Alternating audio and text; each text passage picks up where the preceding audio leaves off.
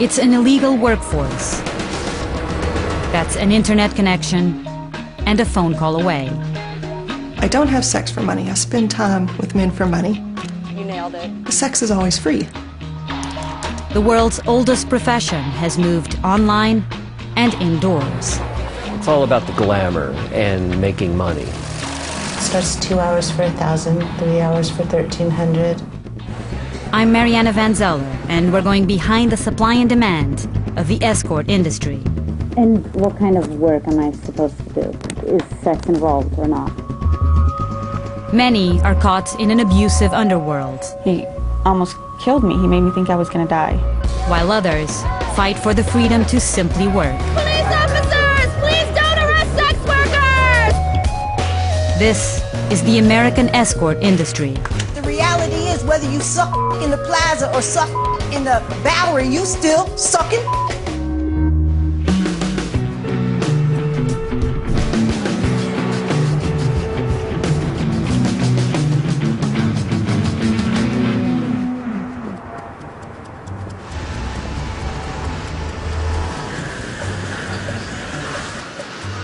The Las Vegas airport.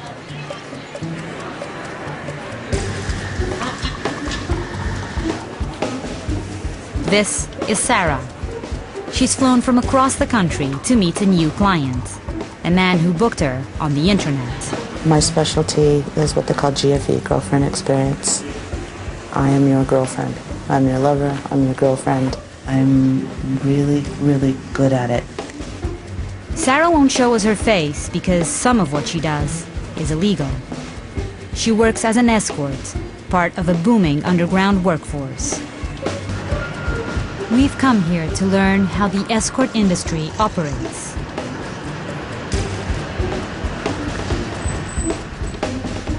Four hours, 2,400. From the reviews. Las Vegas. Sarah got divorced and needed money, And this would be me. so she joined the sex industry. Starts 2 hours for 1,000, 3 hours for 1,300. Like many women, she turned to the internet.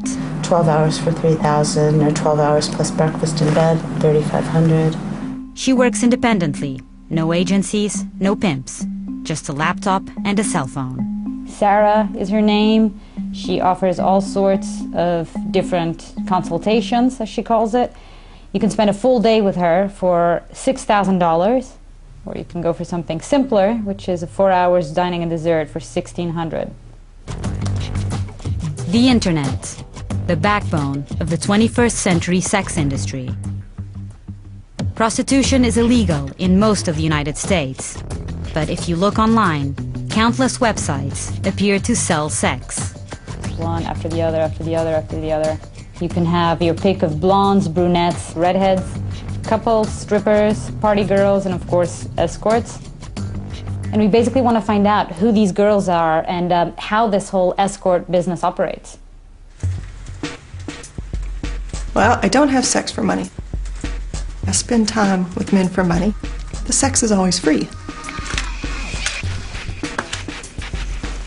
This is Amanda Brooks, escort and author of the Internet Escort's Handbook.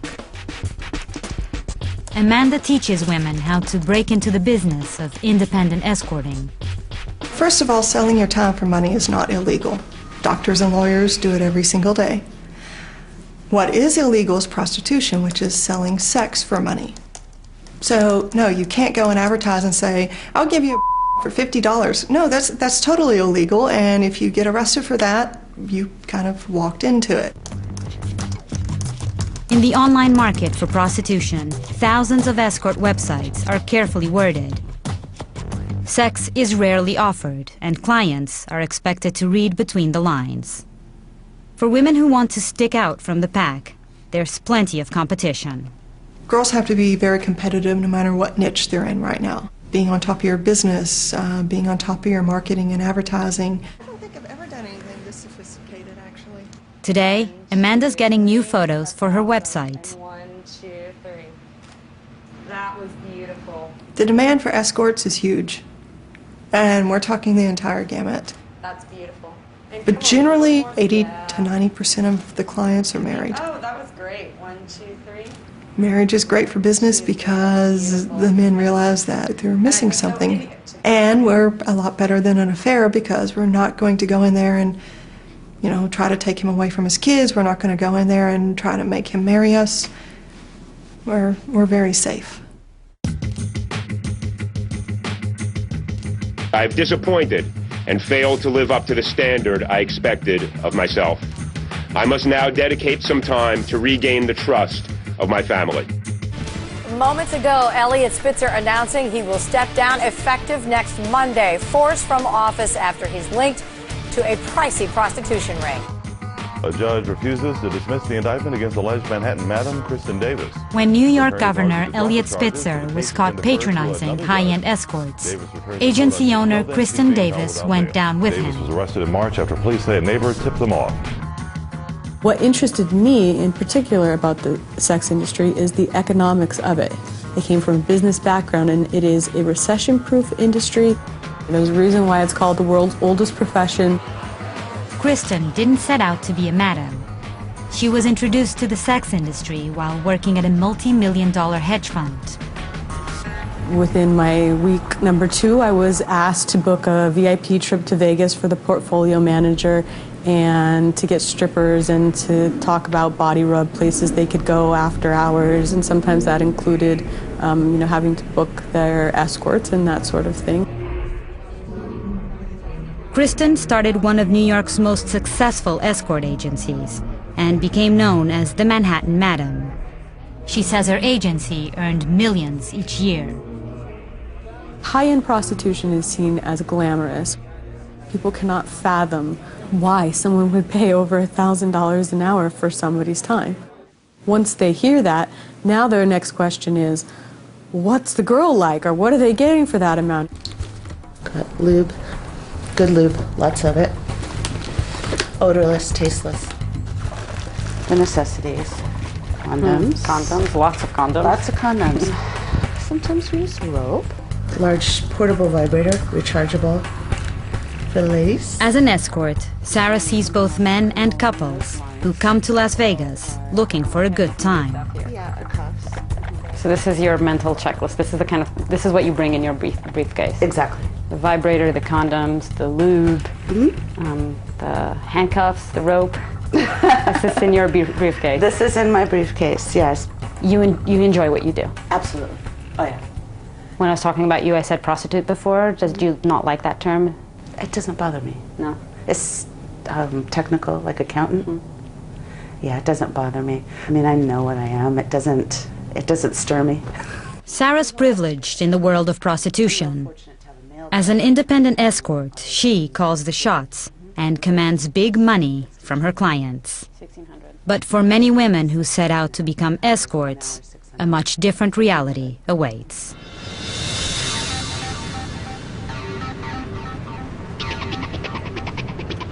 The escort industry thrives in cities throughout the United States, but Las Vegas is ground zero. Married men, bachelor parties, couples looking for adventure. Tourists from around the world come here looking for pleasure. Although prostitution is illegal here, there's a thriving black market. So I just walked 2 blocks down the strip, and this is the amount of cards and flyers that I got. I have over 50 here, and it's everything from, Las Vegas girls, full service, fully nude, direct to your room. I mean, it's crazy to think that this is actually, prostitution is actually illegal here. I like the $69 special. Escort agencies send girls to hotel rooms for private lap dances. As long as they don't advertise prostitution, they're protected by free speech laws. An escort agency is legal as long as no sex is involved. The problem is that there's really not any business unless there's at least the implication or the fantasy that sex will be involved. Agencies like these are a cottage industry, booking escorts in and out of hotel rooms for quick turnarounds. The high-end agencies set an unrealistic expectation for everyone. because you look at the sex industry as being glamorous and all of this money and cars and boats and parties and this glamorous lifestyle, and it's by and large, 2% probably of the overall industry. I wonder what people think escort companies look like. Detective Chris Boffman investigates pimps for the Las Vegas Police Department's Vice Squad. He sees the other 98%, the darker side of the escort industry. Tonight, he's investigating a man who violently beat women and forced them to work for an online agency. What's the biggest misconception you think people have of escort agencies? The idea that, the phone rings and, there's some free-spirited woman on the other end in her high-rise. That's all in people's heads. We've never seen that. We're just a few blocks from the Las Vegas Strip. Chris and his partner, Al Baez, are doing surveillance. Just below is a building with blacked-out windows and security cameras along the perimeter. It's home to 24 escort agency call centers. So you're just trying to sort of gather information here on this case that you're working on right now. So this is a really good spot for us to sit back with the binoculars, pick up license plates, see if there are any familiar faces that we notice that are hanging around these escort services. And it's interesting because you see cars constantly stopping in front of the doors and going by, right? Yep, that's what you'll see. And girls going in and out. When you look a little closer, you'll start seeing the pimps too. There's a female walking in now. Yep, going in. Pimps are a little-known part of the escort underworld. Some hang outside this building and try to recruit women. For the majority of women who work as escorts, this is the reality. Calls from one hotel room after another. At the end of the night, they return here to drop off a cut of the money. And this is what many people call high-end prostitution. That's your high-end escort going into a shady little call center to go drop off her service fee. Good-looking girls. We're about to go inside the escort underworld to find out how it all works.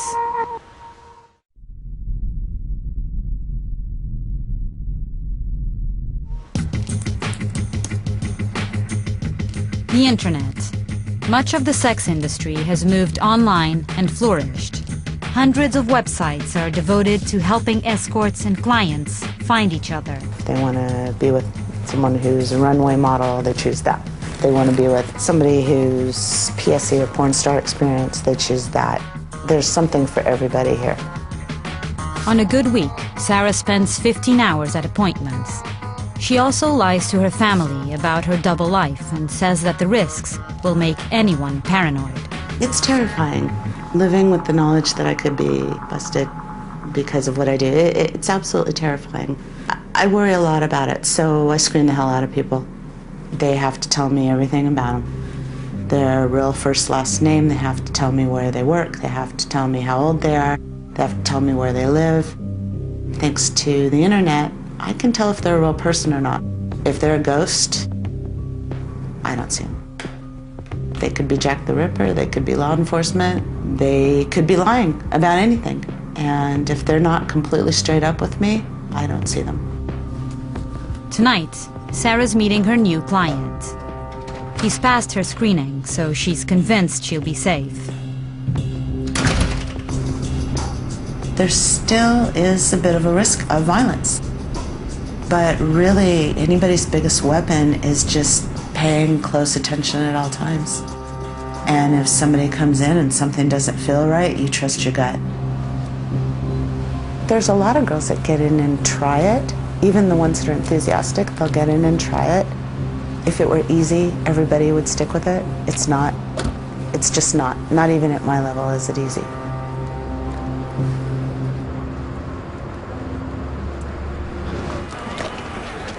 Every weekend, hundreds of escorts work the hotels and casinos on the Las Vegas Strip. The night is just getting started.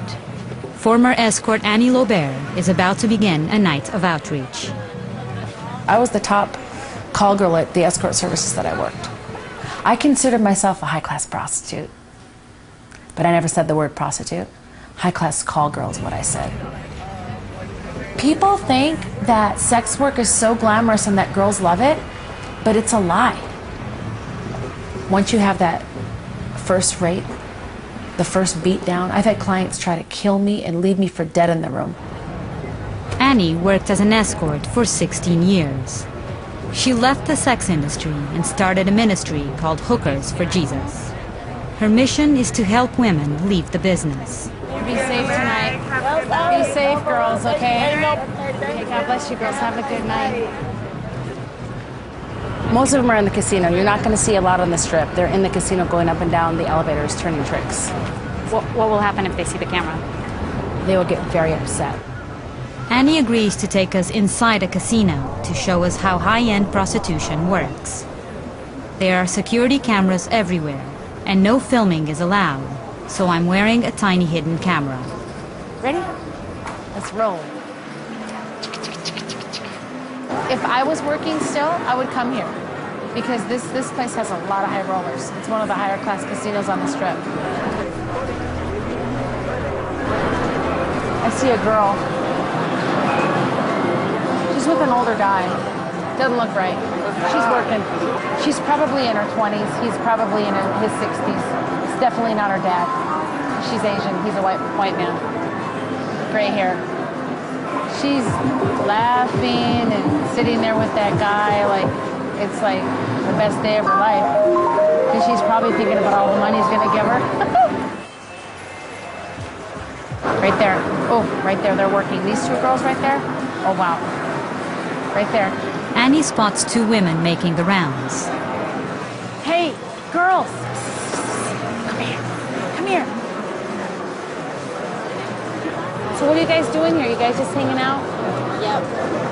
Yeah. Are you guys like watching your back right now? I know the security's not that bad right now. Everything's fine. Yeah. I think we got these shift change. There's a lot of girls that just came out just now. Just be careful. Well, no, I mean I saw a bunch, but I hope you guys like stay safe and everything. And are you guys okay? Yep.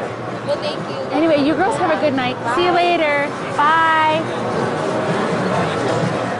No more than 5 minutes later, the same girls appear to be negotiating with several men.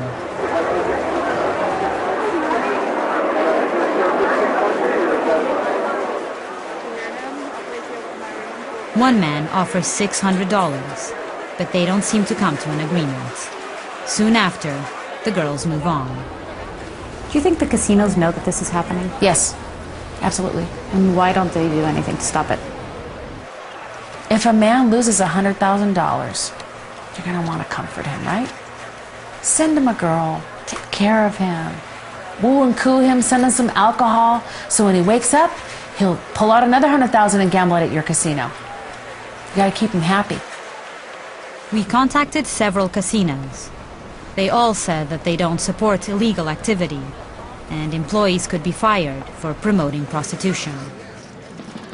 Don't let the casinos fool you with their nice security systems. There's people on the take, all over the place. Think about it. Everybody was on the take that I knew. The valet drivers, the cab drivers, the limo drivers, the bartenders, the hotel concierges, the hosts, casino hosts. You name it, pimpin'. Pimps are all around us. What's it like to go on a call for one of these agencies? They sell you. They sell you like a piece of meat. You know, they just don't say it in those exact words. Miss America? Yeah. This woman worked as an escort until very recently. She's a single mother, so she's asked us not to show her face on camera. Is that okay? Yes. The agency she worked for was in the same building I visited. If I went in there and I said, look, I'm interested in the escort service, I want to sign up, I want to work for you guys, but I don't want to have sex. They just might not ever call you. I mean, if they go as far as hiring you, they just won't call you. They would just never call me. Yeah. Nobody's going to pay thousands of dollars for a strip tease to see a boob or something. So how many calls were you getting a day? I'd say about like 15 calls I worked until 5 a.m. I was running crazy up and down the strip to all these casinos. Like, I started working that much when I met my guy. Pimp, you mean? Yeah. He knew the owner of the escort agency that was part of his sweet talk. So he got me what was called being a priority girl, which was being the top 4 girls escorts to get called out. Like, it's like being an A-lister. Why did you stop? It became physical, and he was abusive. You're a pimp? Mm-hmm. He almost killed me. He made me think I was gonna die. Like, he grabbed me by my neck and dragged me all the way across the room and slammed me on the ground and just kept kicking me. And why? Because I said no.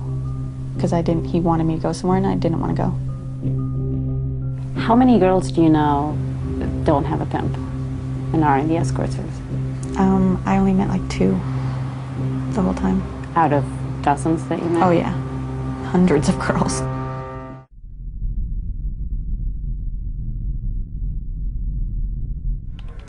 And here they are on the side. So you'll click on one of them. Vice Detective Chris Boffman works on the Las Vegas Vice Squad's Pimp Investigation Team. This file is about a case... The Pimp Investigation Team just closed a case on a man who was trafficking women through high-end agencies. He lured a woman to Las Vegas by promising to get her a job as a dancer. But then, he makes the pitch. You can work for me. I'll set you up with dates with really nice gentlemen. You do whatever they want for money. But when you're done with that money all has to come back to me, and then I'll take care of you. And these dates would go through escort services? Yeah. Here in the city? Yeah. This is the 911 call. Hello, 911. You're fine. Here, I'll help you leave. I'm not touching you. Come here, listen. Listen. I'm not... Please don't. I'll call security, okay? Okay, I'm moving. Goddamn. I'm not doing nothing to you. Where are you at, ma'am? Hello? Oh, wow. Hello? What happened? What happened after this? After this, she managed to fight her way out of the apartment and get down the stairs all the way to security. It was through this 911 call that you came about this case? That's how we got the case. Yeah, that's how we came on to learn about the individual that we were. So these are all photos that were posted on actual on escort sites. Exactly. But they were actually all working for him. The money was going to him. Money goes back to him, 100%. So why are the girls doing it? I don't understand. You just heard the 911 tape, right? Why would someone do it? If he threatened to cut up this girl's face and she wasn't even working for him, imagine what he's doing to some of the other women. Do the escort services themselves know that there are pimps behind these girls? In my experience, they do. They know who the girls' pimps are. They'll say that we don't know anything about that. We make them sign a contract saying that they can't have sex when they go on their dates, but they know exactly what's happening.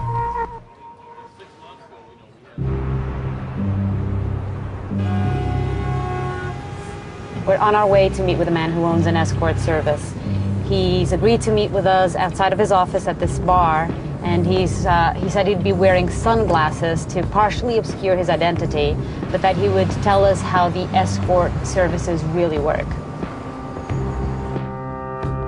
I have local politicians here that, use the service, and I want to be as discreet as possible. For me to do this, I'm really going outside the box, and I'm going to piss off a lot of people. So why are you doing this? Why did you agree to talk to us? I think your audience should know the reality of the business.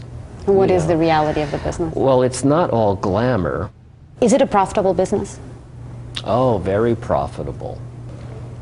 Modern technology has really increased my business. When somebody wants to see pictures, I can do a little sideshow. Well, this is what we have on the menu tonight. She's beautiful. Yes, some are really beautiful, and some are not so beautiful. But the customer can pick, and these are real pictures. She's very popular. Men have these instinctual drives base instincts, and they have to be satisfied, okay? So basically what you're saying is that this is prostitution. There may be things that go on that's none of our business, wink, wink, but the girls sign a contract, and we do not solicit prostitution, period. I cannot emphasize that enough. A lot of people have told us that the vast majority of these girls are actually working for pimps through these escort agencies like yours. Okay, that's very true, and I just cannot stand that part of the business. A lot of girls come to work with black eyes, for instance. Because they've been beaten by their pimps? Well, that's the assumption, you know. Getting beaten up is very common. There's a lot of drama in the business, but the unfortunate fact is that they all have men, and I need to make money. So what am I going to do? I need girls. Look at me as a broker of commodities, and the females are a commodity. I'm doing a service, not only for men that have these desires for entertainment, but for the girls. So it all works out, a nice little family network.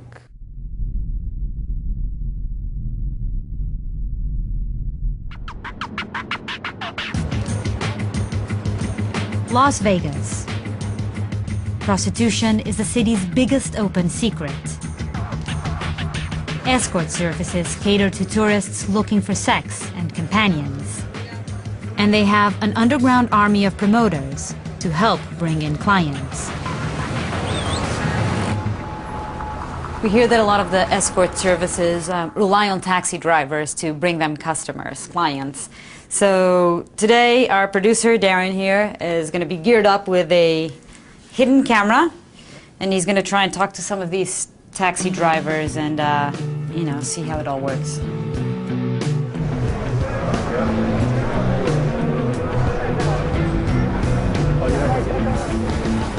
How you doing? Pretty good. What's going on? Busy night tonight, huh? Yeah, it was good. Hey, can I ask you a question? Do you know how I could go about getting a lady? Girls? Yeah. Do you know how to go about getting a lady in this town? I do. You know, there is some agency they can send you girls about this straight to your room. Okay. Yeah. And the girls, what do they do? Anything? They start doing like they're doing in a private room at strip clubs. Oh, okay. But some of them they do more. You know what I mean? Yeah. Escorts, they come to your room. They'll work things out. Is this a definite for sure thing? That's a definite thing if you want. Yeah, just call that number, then I'll ask you for a reference number. Just give them that number. Okay. Full service? Yeah, you just won't talk, you know what I'm saying? Yeah. Because it's new entertainment to your room. What the girl does after, it's not the service. You know what I'm saying? Right. You know what I mean? You know what I'm saying? One driver after another. Cards and brochures for escorts with a reference number at the bottom. If a call goes through, the driver gets a cut for steering clients to the agency. Just go ahead and call up that number and say, yeah, 22589. Go ahead and I'll take care of it. Great.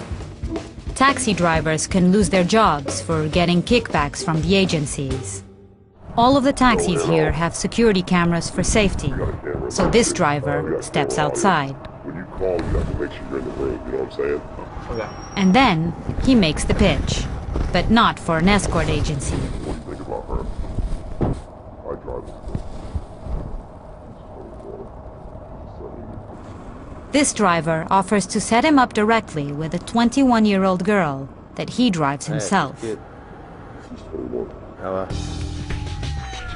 Yeah, if you're going to spend money in town, you might as well get, some decent pleasure out of it.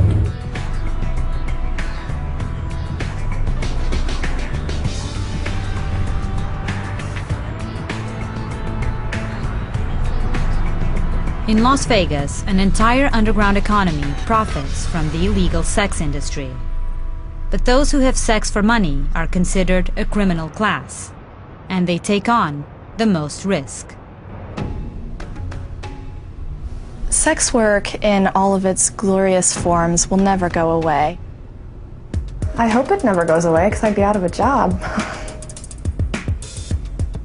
This is Jenny, graduate student and sex worker.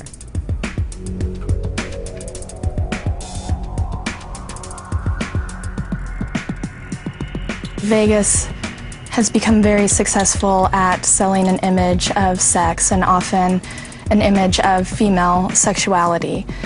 Corporations make a lot of money off of these images. Unfortunately, workers in the sex industry are not afforded the same rights as others in the service industry. In fact, we're arresting them and spending millions of taxpayer dollars on arresting them and throwing them in prison. Jenny heads the Las Vegas Sex Workers Outreach Project, fighting for the rights of prostitutes who work illegally in the city. I accept the reality that there are young people, old people of all genders, of all sexual orientations forced into the sex industry. I don't think that it means we need to criminalize people in the sex industry. Hey ho, can't say no! Hey ho, can't say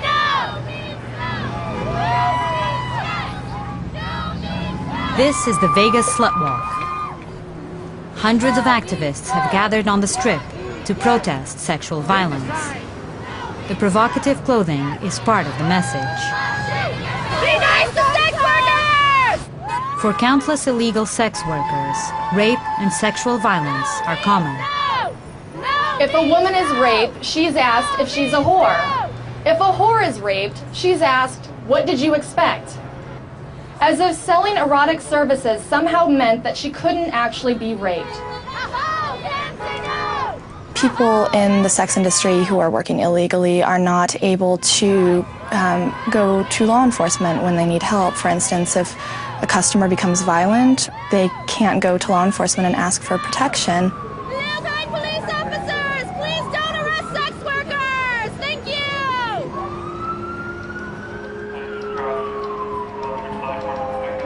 This is the Clark County Detention Center. Each year, thousands of prostitutes come through this door. It's just past midnight. We're here at the jail, and they just brought in this woman who is a suspected prostitute. They're checking her for any weapons or drugs, and they say that this is when this place starts getting busy. By the end of the night, if there are double squads working, or depending on how many detectives there are out working streets or enforcement, by 3, 4 in the morning, this whole back row could be full. Vice detectives routinely arrest prostitutes in undercover stings in hotels and casinos. But the escort services are more difficult to target. The problem with the escort services are, one, how do we prove that these guys know that this is going on? Because they'll tell them, oh, you're not allowed to have sex. And they will hide behind their little flyers and their waivers and the fact that they're that they have a general business license in the city. But they know what's going on. They all know. Not just in Vegas, but you name the city, they know.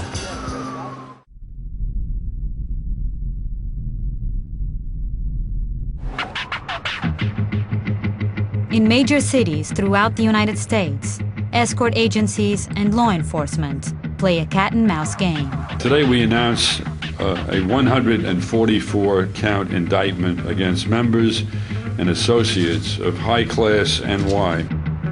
In New York, an alleged high-end prostitution ring is busted.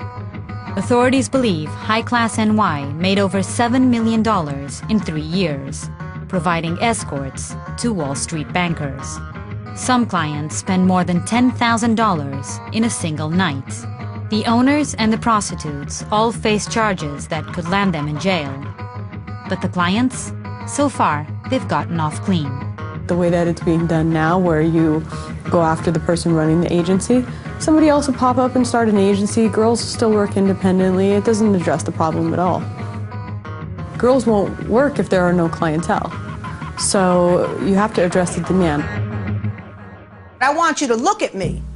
Not like that, you're nasty. 53 years old, 27 years with HIV. They're going to see your picture. They're going to see your name. They're going to see your This is Brooklyn's John School. Most of these men were busted trying to buy sex from an undercover officer. The district attorney's office is trying out a new approach, targeting demand for prostitution. Their secret weapon? Rosetta, a 53-year-old former prostitute who's now HIV positive. The John School teaches men that prostitution is not a victimless crime. Physically I'm there, right? But emotionally I'm not there. I'm trying to play tic-tac-toe on the ceiling. I'm trying to think about anything except where I'm at. The reality is I was not even thinking about you. It was all a dream. It doesn't often serve me to get up in front of a bunch of strangers and talk about something that caused a lot of shame and pain in my life. But I'm willing to do that if it can help somebody. So I started with the Escorts, agency, making good money, to eventually, because of the drugs, ending up at a street level. You'll hear like girls that work in the escort service saying, I'm not like that nasty. You know what I mean? I work in the escort service. I'm not on the street giving head for $20 or $15. And they put each other down. But the reality is, whether you suck in the plaza or suck in the Bowery, you still sucking. Right? I think a lot of people involved in the sex trade industry will say that they're fine with it and that there's no kind of side effect emotionally for them. And I think that they say that because they have to justify being in that. But what else would she say if she's still doing it? So I do think there's sex workers that do it because they like it. In the beginning, they're in the honeymoon phase. They're lying to themselves. Some researchers claim that nearly 2/3 of prostitutes have some form of post-traumatic stress disorder. We met many women in the escort industry, and there are plenty of mixed feelings about the work itself. You don't know if it's going to be a good day or a bad day. Paranoia, low self-esteem, fits of rage, massive depression. There's voices in your head that say, just end it. You're just an ex-prostitute. You'll never be anything but a whore. What did it feel like the first time you had sex for money? I had to get drunk. The very first time it was just gross to me. I just remember just feeling disgusting.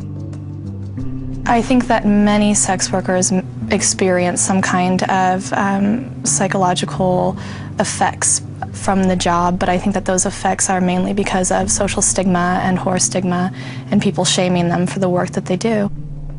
You just have to learn to deal with it in your own individual way, and some women never learn and some do. Some shut off the emotions completely, which I don't feel is healthy. But if you're getting hurt all the time, it's not healthy either, and it's probably a sign you need to reevaluate whether you want to be an escort anymore or if you need to change the way in which you approach it. It can be tough, yeah. It's 2 a.m. Sarah's returning from an appointment with a client. I feel exhausted, tapped, completely tapped. There is an expiration date for how long I feel I can do this. I do think that there's going to come a time that my allure just wanes, and it's inevitable. Not being able to do this does scare me because it is my profession, and there really isn't anywhere else to go. Tonight, her client left her $1,600 in an envelope. Men come and see girls like me because their wives are not having sex with them. It's really that simple. Part of why we do well is because we are able to keep secrets.